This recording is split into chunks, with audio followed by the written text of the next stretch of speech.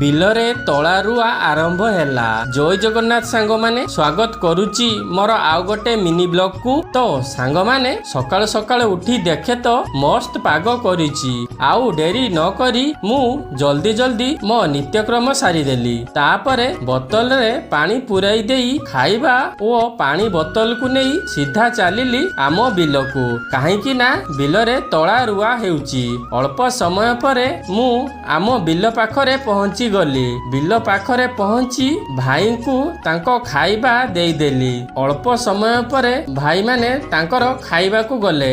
ମୁଁ ସେଠି କଣ କରିବି ଭାବିକି ମୁଁ ବିଲରେ କିଛି ସମୟ ତଳା ରୋଇବା ଆରମ୍ଭ କରିଦେଲି। ଅଳ୍ପ ସମୟ ପରେ ଭାଇମାନେ ଖାଇସାରି କାମ ଆରମ୍ଭ କରିଦେଲେ। ସେଠି କିଛି ସମୟ ରହିଲା ପରେ ମୁଁ ଘରକୁ ପଳାଇ ଆସିଲି। ତ ସାଙ୍ଗମାନେ, ଭିଡ଼ିଓଟି ଯଦି ଟିକେ ବି ଭଲ ଲାଗେ ତାହେଲେ ଭିଡ଼ିଓଟିକୁ ଲାଇକ୍, ସେୟାର ଏବଂ ଚ୍ୟାନେଲଟିକୁ ସବସ୍କ୍ରାଇବ କରିଦିଅ ନା। ରହୁଛି ଜୟ ଜଗନ୍ନାଥ।